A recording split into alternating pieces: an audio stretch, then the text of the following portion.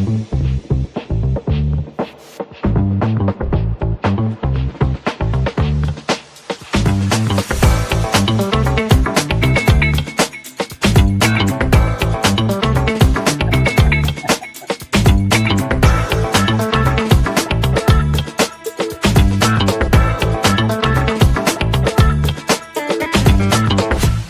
to Stirring the Pot with Lou Marconi and Johnny Cleveland, part of the Fanatical L's Network, fans first. Join us now. Yeah, join us. We're here. It's a busy day. If you're a Cleveland Browns fan, I'm maybe. Let's just keep playing the music. There we go. Wow. How you doing, Lou?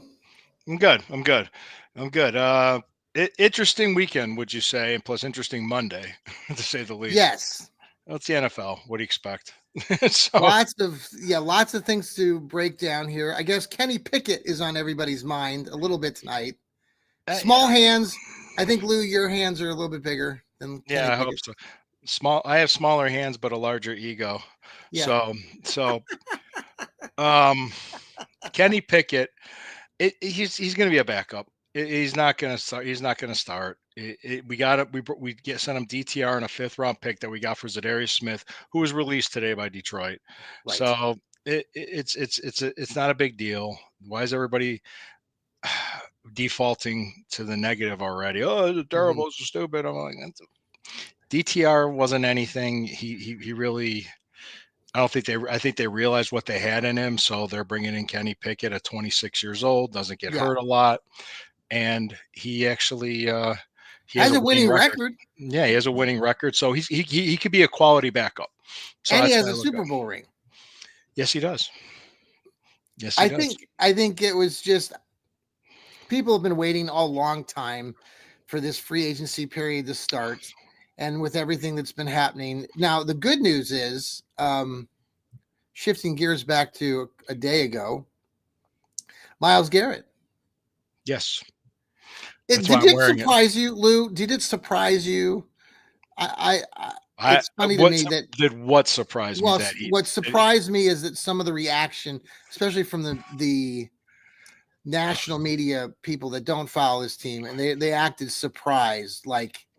But we've been talking about this for weeks now, and a trade, and you've written about it for the Fanatical L's Network and Fans First.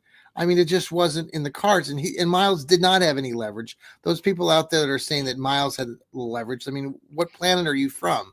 He didn't have any leverage, and but there's a lot of snarkiness now, and a lot of people are talking about the fact that he went out on this thing, this media circus, and said it's not about the money, it's about championships, and yet here we are, it's all about the money. Show me the money. That's what everybody's saying now. At 8:30 Sunday morning, I had an article published about why it was a good thing that the owner refused to meet with him. Right. And I almost did the analogy of when my daughters want something from their mother says no, they come to me. Yes. And I say, well, what did your mom say? And they go, forget it. It's just right. And it's similar to that. He was trying to get something done. He was trying to get a trade happening. I think at that point he realized it wasn't going to happen. There wasn't any leverage. He actually had some decent people giving him advice, or good people telling him, hey, they're starting to turn on you. You're starting to look bad. And I think he started to realize, well, the grass is greener where I water it. Let's get this done, and I'll help recruit free agents. That's what I think would happen. And yes, okay. He earned the money. I don't care about the money. He earned it.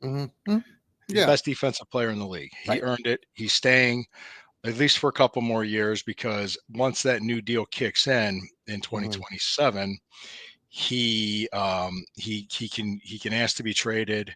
He can.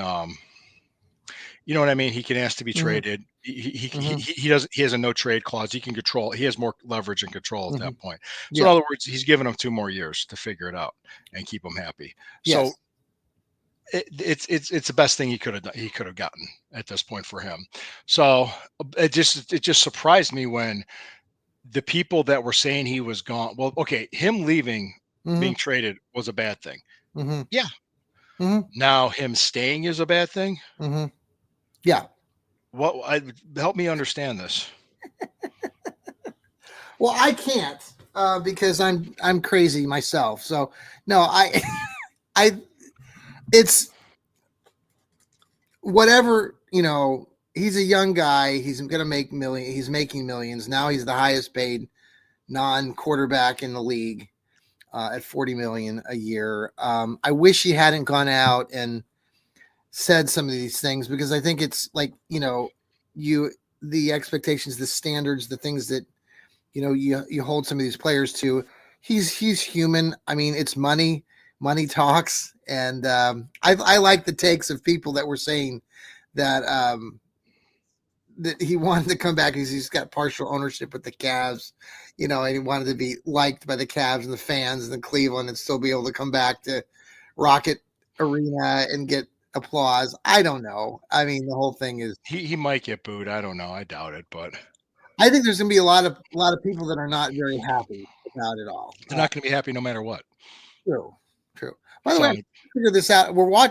Thank you for watching us live here on YouTube or the X. The X has been having all sorts of issues, and I don't know. Like I'm watching our run. I know there are people watching us right now, but we don't see the actual marks on it. Yeah, it's being weird. And this was more of a kind of, hey, impromptu, a lot of things going on. So Myles Garrett and that's the thing that kind of blows my mind a little bit, was the Myles Garrett thing, was when everybody's how can I put it? Like I said, when he's staying, so now it's bad. It's like they want to convince themselves that they were right, that it was bad so badly that when they weren't right. And I even said I didn't think he was leaving. I've said that many times, and I think Steve Gill agreed with me. Yeah, I said, if I'm wrong, I'm wrong. That's fine. Yeah. But I'm happy he's staying. I'm very happy he's staying. Sure.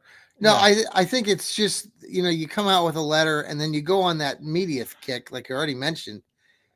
It's those things that are just like, dude, like, and Myles is a talented guy. Like, some people have talked about how he could do all sorts of things outside of football, and he will do all sorts of things outside of football. I think part of it too was that he was, kind of tied to this LeBron James story. And LeBron is either loved or hated here in Cleveland, and I think that had some factor in some of it. Yeah. Not a lot, not hardly any bit, but I mean, I'll cheer for him. He's a Cleveland Brown. He'll stay a Cleveland Brown, and potentially he could be here through 2030. There's a no trade clause in there. They could build that new stadium by then. He could be, going in there when on his way out. So, kind of hopefully the Browns are competitive when they go into that new stadium. Knocking on wood. So we'll see. Yeah. We'll see. The other piece of news, I think it was Dalvin Tomlinson is expected to be released, which doesn't surprise me. What does this tell? Let me ask you this, since we're stirring the pot here and playing devil's advocate. What do you think this tells you right now at the beginning, what they're trying to do? Well, people are suggesting that, they're opening some more cap space. There's $6 million for Tomlinson now available. I definitely think. I just saw those numbers they just started shooting up. Yeah, I think there's some sort of technical stuff going on with the X too. Anyway, I definitely like the story today has definitely been that, the Kenny Pickett signing was not. He won't, like you just said, he'll be a backup. But could they bring another veteran in who potentially could that be Kirk Cousins? And then are they still possibly going to draft a quarterback? I mean, they will draft a quarterback, but will it be one of the two guys at the top, or will it be somebody else? I think I don't think it'll be I'm hearing different stories. I'm not sure what they're going to do 100%, but I really don't see one of these two guys at the top being the number one pick. I'm basing it on what Tennessee's doing. I think they're taking Cam Ward. Yeah. What did they do today? Have you seen much of what they've done today? They signed an offensive tackle. Okay. Like a new guy they brought in? Dan Moore. Yeah, I think it was Dan Moore, if I'm not mistaken. So Okay. they signed him to a big deal. Are you still there? There Yeah. you go. Okay. Oh. The Bears made some defensive, offensive line moves. We brought in a backup quarterback, is what we did. We're redoing the quarterback room, and I think it means we're going to draft somebody. Yes. I'm just not sure exactly where. We're drafting a quarterback, right. and I think we're also bringing in a veteran. We're going to bring in another guy, whether it's a Kirk Cousins, Russell Wilson. God, no, I don't want Aaron Rodgers. Somebody that can, because I think Geno Smith got traded to the Raiders, and Sam Darnold went to the Seahawks. Yeah. DK Metcalf went to the Steelers. Darius Slay went to the Steelers. I'm hearing the rumor that the Steelers were going to are in serious talks with Aaron Rodgers. So okay, I heard that. Well, I mean that would be interesting for a year. So if he went there, then that means Russell Wilson is available. Yeah. Correct. Yep. Could he come here? I mean, Russell Wilson's been talked That's about. A possibility. That's forever. a possibility. I've been hearing that. I think I heard some people say that that's definitely a possibility. I mean, I wouldn't be upset if they did. I mean, I would think. No. I don't think Kirk Cousins is staying in Atlanta, even though that's what they're saying. So. Yeah, it's hard to say who. I mean, I think right now Russell Wilson is a better quarterback in this moment than Kirk Cousins. So if Russell Wilson, you don't agree? What's that? Do you agree that Kirk Cousins is better? Right? No, Russell Wilson is better than Kirk Cousins in this. He was last year. Mm-hmm. Then they're talking about those last 5 games where Russell Wilson didn't play well, and neither did Kirk Cousins. So no. Yeah. So but the Steelers overall really. Justin Fields going to the New York Jets. Yep, and the Jets gave him $30 million guaranteed. Just like somebody was talking about that, and I get it. He is going back and playing with Garrett Wilson, his former teammate at Ohio State, which could be intriguing. I just somebody Wilbon on ESPN was talking about how he thinks of Justin Fields as this kind of guy out in the desert, just kind of meandering and lost. Now he goes to the Jets, and the Jets, and I don't know. We don't care about the Jets here, so no. It doesn't surprise me that he went that direction, but now Hudson, our buddy Hudson, offensive lineman, James Hudson. Did you see that he signed with the New York Giants tonight? 2 years, New York Giants. That I know that's Steve Gill's favorite offensive lineman. Not. Yeah. So gone is James Hudson. We don't have him to bash any longer.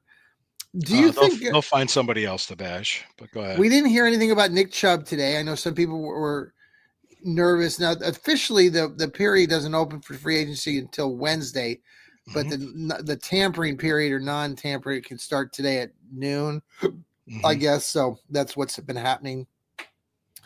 Deebo Samuel went to Washington, correct? Washington is really gearing up. They even traded for Laramie Tunsil as well. Yes, they traded too. So there's a lot of movement in the league. I saw the Browns made some moves, but I don't see them making big splash moves. No, this year I don't see that. I just don't. It's just they don't have the cap space to do it. No.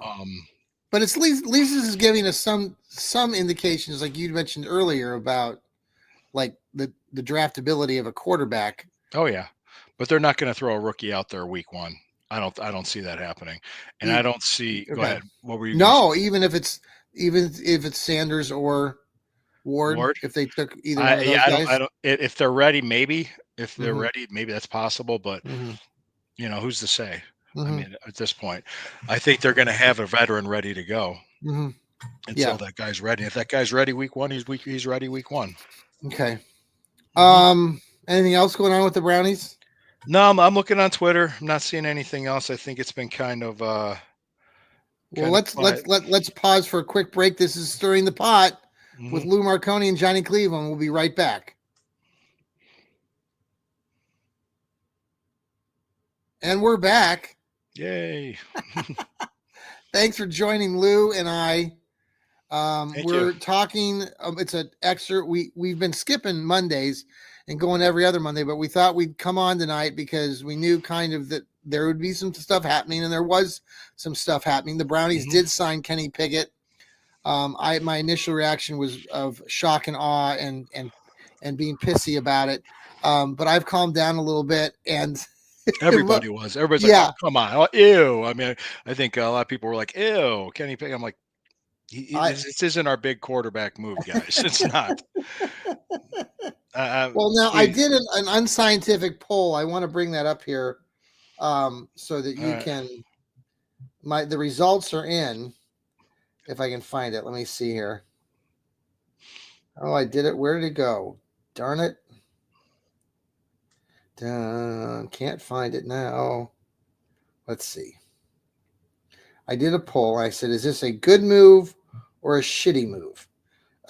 The Browns. Oh, gee, let me guess what everybody said. They probably said it was a shitty move. With 126 votes, unscientific poll, 74% said shitty, 26% said good. So there you go.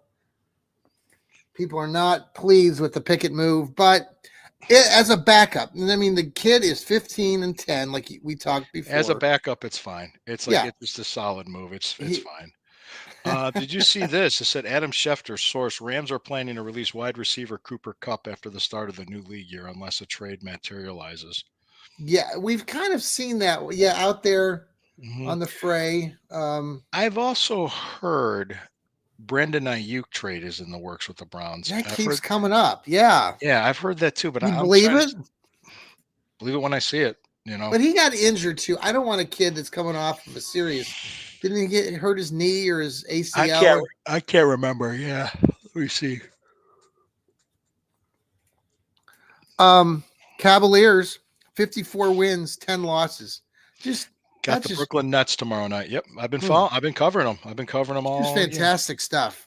It's really. It kind of reminded me. I thought about this too, and I might write about this when Donovan Mitchell last summer signed his contract with us, and everybody thought he was leaving. He said Steve Russell. Okay, yeah. He thinks Russell. What is that? Oh, that's in reference to Brandon Ayuk. See, this is why I don't want Ayuk. That's just, I think somebody's just BSing with that story. But anyway, it could be smoke. It could be nothing. Yeah. I don't see that being a top priority. To be honest with you, I could see maybe Atlanta hanging on to Kirk Cousins and then us trading for him. March 17th. March 17th is the big day. That's what Steve Gill and I we've been talking. 1 week from today. Right. That if they St. Patty's Day. Yep. Yeah, I think there's a big bonus or something that he's due.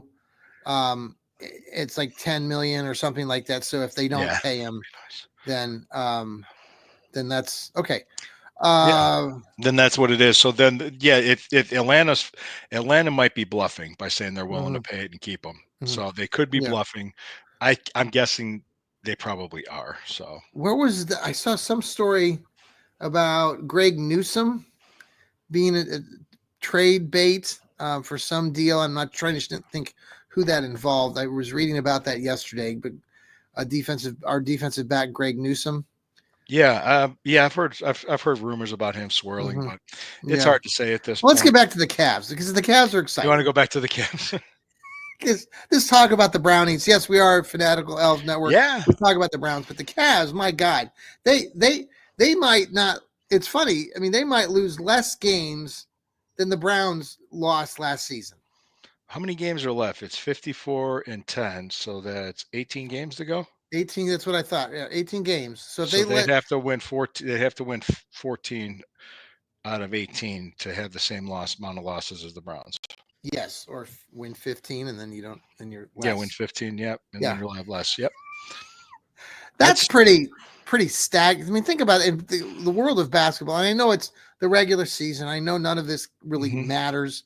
The postseason. We've seen Golden State the year. I think. Correct me if I'm wrong, but wasn't it the year that the Cavs beat them and to win the championship was the year that Golden State went like 72 wins or something, and like they were like 72-10 or 71-11 or something like that. Wasn't that the year? I think. Yeah, something like that. Which one? When Golden State, there was 73-9 in 2016. Is that what you're Was talking that? about? Yeah, that's what I'm trying to say. They're Is that? 73-9. Yeah, And that was the year that Cleveland came back from 3-1 deficit and won the championship, right? Correct. Yeah. So, I mean, And it's great that we're seeing this. It's Cleveland. We're enjoying it. But I think it's just the idea too. This team has just come, like everything they're doing. We've talked about this before with the Cavs, because it's not LeBron. This isn't LeBron's team anymore. This is a team that was far removed created from LeBron. Yeah. Yeah. And Kenny Atkinson is just a phenomenal coach. I just love his LeBron how he has been approaches here the in game. almost 6. It's been almost 6 years since LeBron left. So, yeah. So it'll be fun to see how it all pans out. Boston is probably still the team to beat in the East. In the East, I would say they're the defending Eastern Conference champions and defending world champions. Yeah. Yeah. Until then, no. But I mean, we've done fairly well against them the last time we played them. I remember we came out. I don't know how Boston got up so much early, but they did, and we just chipped away and came back and won. That was really a fantastic. Of all the games this year, I watched most of that one. How they came back, and then even this last game when they played Milwaukee, they had the lead for most of the game. Then they lost the lead, but then they were able to climb back up and win the game. I wasn't even that worried about Milwaukee in that game. I was kind of like, I felt confident they were going to win that game last night. Yeah. So. Well, speaking of basketball, I want to give a shout out on what I've been working on, and I mentioned this on my Johnny Cleveland show last night. But I also write for Northeast Ohio Sports Insiders, and I'll be helping covering the MAC tournament up there in Cleveland starting Wednesday, with the championship games on Saturday for the men and the women games. The women game is Saturday morning at 11, and I had the opportunity to talk to some of the coaches this week. I talked to Buffalo's coach, Toledo's coach, and today I got to talk to Ball State's coach, and I've putting together some articles on them and some really good basketball in the MAC on both sides of the ball, in men and women. If you're not familiar with the MAC, the Mid-American Conference, includes teams like Kent State, Bowling Green, Miami, Zips. Ohio, Akron Zips. You got to start paying attention. It's good basketball. I had a really interesting conversation with the women's coach of Ball State today. Brady Seeley is his name. And Brady's been coach there at Ball State for 13 seasons now. And he was coaching when my daughter used to play for Buffalo. And Ball State's traditionally, all since he's been coach, has been solid. Like they win 20 games most seasons. They're always one of the top 3 or 4 teams in the league. And we were just talking about the whole system now. And I know that I was talking about women's basketball, but compared to the men's game, I know I'm not talking about the men's game here, but we were talking about like these algorithms and the math in it all, and how some of these teams, like in the MAC, they don't get the points where they have this selection committee that kind of helps select the tournament teams. And on the women's side, it's really been sad because, the MAC has good teams on the women's side, but traditionally they only get one team, and that's the championship squad. And even though there might be some other really great teams in the division, like this year in the women's side, there's all 4 teams are solid at the top. They've all won 25, 26, 27 games already. And the one year that they had 2 teams that got in the league into the NCAA tournament was back when my daughter was playing in 2018. But Seeley was talking about that today and just saying how his team, Ball State, they actually beat one of the better teams in the country, Texas A&M, earlier in the year. And Texas A&M, though, lost to Ole Miss. And now Ole Miss is one of the hotter teams on the women's side of basketball. And it's just funny because he says they won't, even though they've had some quality wins, they aren't in talks of going to the tournament, even if they, let's say, got to the championship and lost. It's just an interesting, you look at some of these teams that we follow in the MAC, and there's some fun basketball. It's too bad these teams don't get more credit and don't get awarded to go to the bigger tournament. So right. I think there's some news here I saw. I don't know if you knew this. Steelers running back Najee Harris went to the Chargers. Mm-mm. Yeah. Okay. Yeah. He was one that was out there that I thought, well, maybe Cleveland would look at him. He was a free agent. Yeah. So. And I've also heard rumors that the Browns aren't drafting a quarterback at 2, and it's hard to say right now what they're going to do. Right. I'm not in the business of predicting things like that. Am I on the Oscars? Okay, sorry. No, man. I'm telling you, I really just kind of let's see how everything plays out as a whole before we start, committing Harry Carey, and we go from there. And yeah, I think we'll see some things happening in the next couple days again. We'll bring you the latest if there's anything that drops. I know. Watching some other podcasts. I suggested we go on last night, and you're like, "Yeah, we'll do Monday." Yeah, because other stuff was going to go down, and it did, yeah. Boy, that Myles Garrett thing was just like, wow. I really did. I was surprised how quick it happened. Yeah, I thought it was going to drag. But I think what I had heard, but did you see this rumor too? And I think it's true that they had already kind of been talking and working on this contract for not just a little bit. They had been. This goes back a ways, probably. And and he finally just said, "Let's get it done." Yeah, and he got it done. I mean, he's coming back. He's a great player. I'll be happy to cheer him on, but at the same time, for me, I think Myles is probably a really good guy, but I also think that he's an athlete. He's had the spotlight on him his entire career. And Lou, you can speak to this too. I mean, you've been in the spotlight. You've been, with your wrestling and stuff. I mean, I think I think you get this sort of look. I mean, people admire you. They think highly of you, because you're out there you're a public figure. And then when things start going another direction or something's done or said, we got to give a shout out to Brian. Thanks, Brian. Oh, there's a picture of Brian. Yeah, I know. I noticed that. This is a mugshot.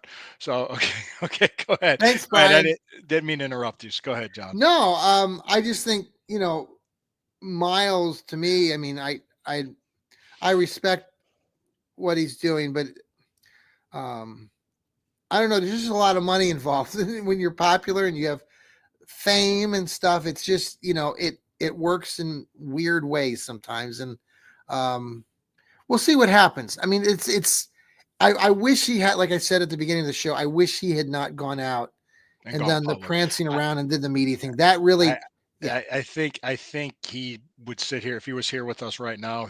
He would say, "I wish I didn't do that either." Yeah. But guess what? And people, hey, everybody, think about this: the only person to never make a mistake died on a cross a long time ago. So we all make mistakes, and he made a mistake, and he's back. He's staying. He's gonna be lining up with us.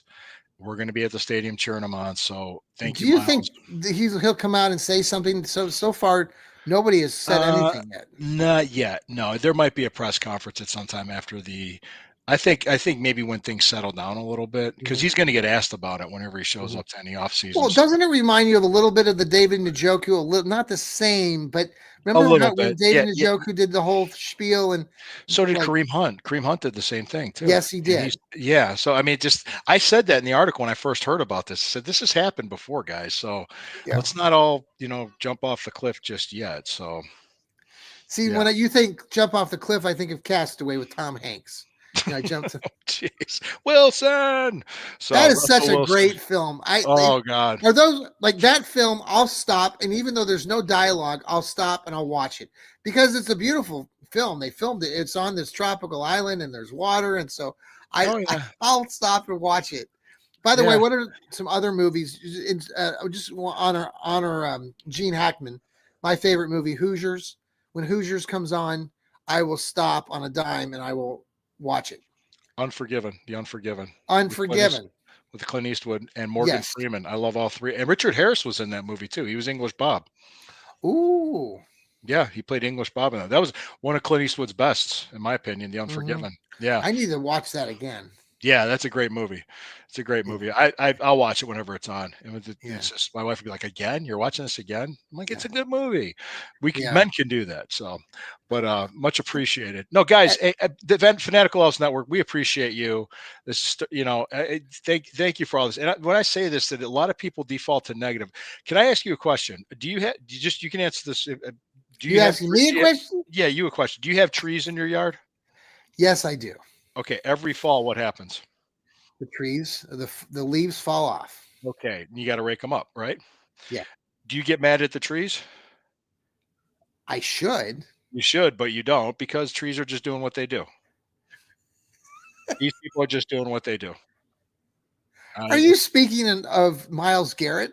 No, I'm speaking of people reacting the way they do. Oh, okay. No. Miles thought he had a card to play and he didn't. That's all, and he made a mistake. He made a mistake, and he knew it. And I think when he read the writing on the wall and he understood, hey, he did the right thing, and he knows he did the right thing, and I think people this will just come to pass. So that was my point. Okay, hold on. I like it. What do you think about the Browns getting Kenny? Well, we were talking about that earlier. Kenny Pickett's going to be a backup. It's when all's said and done, with this off season's over with, we start training camp in July. We're going to be like, yeah, you remember that everybody getting mad about Kenny Pickett? Okay. But we know in Cleveland that when you're the backup, you are eventually going to be starting games. We know this, Lou. Come on now. We know this. He has a history of staying healthy. He's only 26 years old. He's on a rookie contract. He's only owed $2 million. He's only owed $2 million.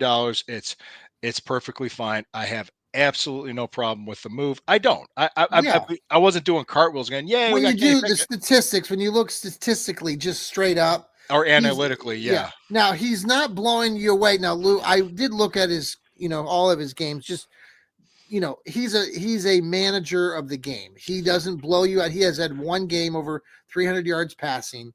I think, but if you talk to the people in Pittsburgh, like our friends with the fans first, he wasn't like blowing up the offense where it was like that exciting. So when I think about him coming here to Cleveland, we don't have an exciting offense. We've kind of been stuck in the mud recently. So I don't see this as an overpowering, oh God, this guy can really come in.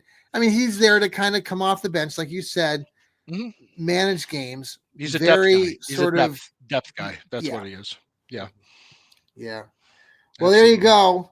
Any final thoughts tonight? No, just saying I appreciate everybody. I appreciate the fans. I appreciate everything. And like I said, there's people that aren't going to be satisfied no matter what. So why try satisfying them? Just hard to do, Lou. It's hard to do. You can't please everyone, so you got to please yourself. I'm always pissed off. You're always Steve Hemrick was telling me Friday, you're probably I'm like the most positive person he knows. I'm always positive, always moving forward. No, I don't know, Lou. You've gotten a lot better. You've had a few moments. Oh hell yeah, I've had a few moments. I've learned. I've kind of grown. I've learned and I've grown from it. That's good. So. Yeah, I do that. Well, I did a lot of that basketball coaching stuff, over the years, and I was like, you and I understand this. When you're younger. And in your 20s, your early 30s, you're like, invincible. You think, oh God, and you're just, but now as we're in our 50s and it's like, oh, we're on that other side of 50. It's like, okay. And we have family that's older and we see things and, kind of puts things in perspective. So for God's sakes, Browns, go win a gosh dang Super Bowl soon. Yeah, we're getting old here. Because I'm getting cranky. Well, what do you want me to I know. But all right, guys, we appreciate you. Thank you, everybody. And hey, you know what? Can I play the music now? You can play the music. This is just beginning, so it's just.